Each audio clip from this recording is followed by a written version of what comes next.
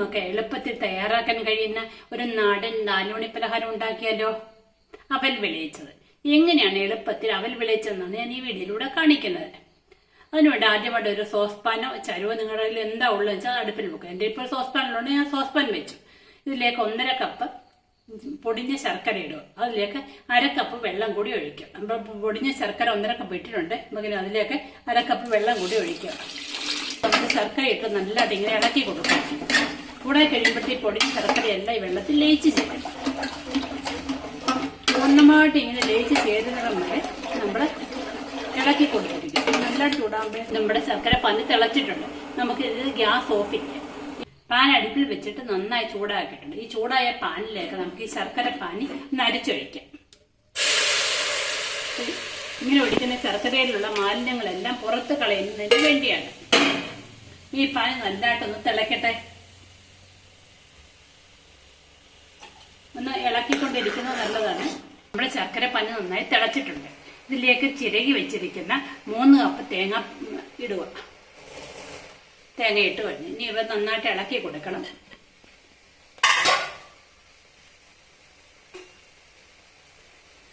ഇങ്ങനെ ഇളക്കി കൊടുക്കാം. ശർക്കരയുടെ വെള്ളം പറ്റുന്നിടം വരെ ഇളക്കി കൊടുക്കാം. ഒരു 3-4 സെക്കൻഡ് ഇട്ട് ഇളക്കിയാൽ മതി. അപ്പോഴത്തേക്ക് വെള്ളം പറ്റും. ശർക്കര പാനി തേങ്ങ ഇട്ടത് തെറ്റാറായിട്ടുണ്ട്. ഇനി 2-3 സെക്കൻഡ് കൂടെ ഇളക്കിയാൽ മതി. നമ്മുടെ ശർക്കര പാനിൻ്റെ വെള്ളം എല്ലാം പറ്റിയിട്ടുണ്ട്. ഇനി നമുക്ക് ഗ്യാസ് ഒന്ന് ഓഫ് ചെയ്യാം. എന്നിട്ട് കുറച്ച് നേരം തണുക്കാൻ വെക്കാം. പാനി ഒഴിച്ച് ശരിയാക്കി തേങ്ങയാണ്. ഇത് തണുത്തിട്ടുണ്ട്.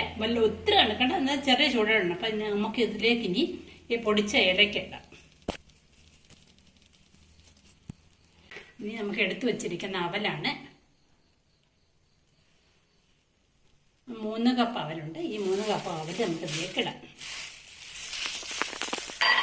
ശർക്കരയുടെ കളർ ആവുന്നിടം വരെ ഈ അവലും നമ്മുടെ ഏലക്കാപ്പൊടി എല്ലാം കൂടെ നന്നായിട്ട് ഇളക്കി ചേർക്കും.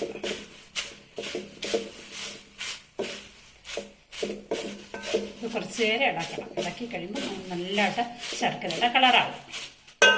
നമ്മുടെ അവലും ശർക്കര പാനി എല്ലാം കൂടെ നല്ലതായിട്ട് ഇളക്കി ചേർത്തിട്ടുണ്ട്. ഇനി നമുക്കിത് ഇതിനകത്ത് ചേർത്ത സാധനങ്ങൾ എന്ന് പറഞ്ഞാൽ 1.5 കപ്പ് ശർക്കര, 3 കപ്പ് ചിരകിയ തേങ്ങ, അതുകൊണ്ട് 3 കപ്പ് അവൽ. ഇത്രയും സാധനമാണ് എടുത്തിരിക്കുന്നത്. ഇതൊരു വൈകിട്ട് 4 മണി പലഹാരമായിട്ട് ഉപയോഗിക്കാം. ഏകദേശം ഒരു 6-7 പേർക്ക് ഇത് വിളമ്പാൻ പറ്റും. ഇനി ഇതിൻ്റെ കുറച്ച് ഇൻഗ്രീഡിയൻസ് നമുക്ക് ചേർക്കേണ്ടത് എന്തൊക്കെയാണെന്ന് നോക്കാം. പാൻ അടുപ്പിൽ വെച്ചിട്ട് 3 ടേബിൾ സ്പൂൺ നെയ്യ് ഒഴിക്കുക. നെയ്യ് ഒഴിക്കുന്ന എന്തിനാണെന്ന് വെച്ചാൽ അവലിന് പ്രത്യേക ടേസ്റ്റ് കിട്ടാൻ വേണ്ടിയിട്ടാണ്. ഇതിലേക്ക് 1/4 കപ്പ് പൊട്ടുകടല ഇടുക. അതുപോലെ തന്നെ കപ്പലണ്ടി 1/4 കപ്പ് കപ്പലണ്ടി, 1/4 കപ്പ് അണ്ടിപ്പരിപ്പ് കൂടി ഇടുക. ഇത് നന്നായിട്ട് ഇളക്കി ചേർക്കുക.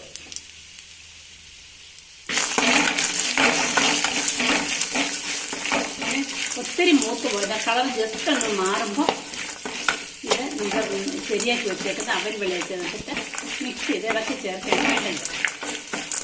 ഒത്തിരി മൂത്ത് പോയാൽ ഈ പൊട്ടുകടല നന്നായിട്ട് ഹാർട്ടായി പോകും. അപ്പോൾ അതിൻ്റെ ടേസ്റ്റ് വ്യത്യാസമുണ്ട്. നമ്മൾ ചെറുതായിട്ടൊന്ന് മൂത്ത് കൊടുത്തിട്ട് നമ്മൾ ഗ്യാസ് ഓഫ് ചെയ്യുകയാണ് ചെയ്യേണ്ടത്. പൊട്ടുകടലയുടെ അണ്ടിപ്പരിപ്പിൻ്റെ കപ്പലിൻ്റെയൊക്കെ നിറം മാറി തുടങ്ങും. പിന്നെ ഗ്യാസ് ഓഫ് ചെയ്യും. ഗ്യാസ് ഓഫ് ചെയ്തു. പിന്നെ 2 മിനിറ്റ് ഒന്ന് ഇളക്കിയിട്ട് നമുക്ക് ഇത് വെച്ചിരിക്കുന്ന നമ്മുടെ അവലിനൊക്കെ ഇടാം. നമ്മളിത് വെച്ചിരിക്കുന്ന ശരിയാക്കി വെച്ചിരിക്കുന്ന അവലിലേക്ക് ഇടാം.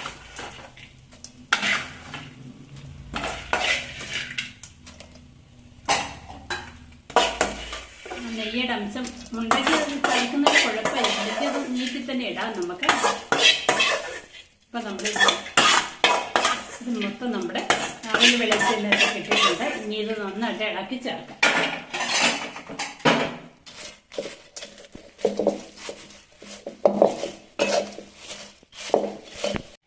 നമ്മുടെ അവൽ വിളയിച്ച് റെഡി ആയിട്ടുണ്ട്. എല്ലാവരും ഇത് ട്രൈ ചെയ്ത് നോക്കുക. എളുപ്പത്തിലുണ്ടാക്കാൻ പറ്റുന്ന ഒന്നാണ്. അതുകൊണ്ട് തന്നെ ഇത് നിങ്ങളിനി ഒരു ദിവസം വെച്ചിട്ട് കഴിക്കുകയാണെങ്കിൽ നല്ല പ്രത്യേകം ടേസ്റ്റ് ആയിരിക്കും. ഇനി അതുകൊണ്ട് നന്നായി ചൂടാറിയ ശേഷം വേണം ഒരു എയർ ടൈറ്റ് കണ്ടെയ്നറിൽ ഇട്ട് അടച്ചു വെക്കുക. ഒരാഴ്ച വരെ ഒരു കംപ്ലൈൻറ്റും ഇല്ലാതെ വെളിയിലിരിക്കും. അതിനുശേഷം നിങ്ങൾക്ക് എന്തെങ്കിലും കൂടുതൽ നാൾ വെച്ചേക്കണമെങ്കിൽ ഫ്രിഡ്ജിൽ സൂക്ഷിക്കാവുന്നതാണ്. എളുപ്പത്തിൽ തയ്യാറാക്കാൻ കഴിയുന്നതിന് പ്രത്യേകത നിങ്ങൾ എല്ലാവരും ട്രൈ ചെയ്ത് നോക്കുക.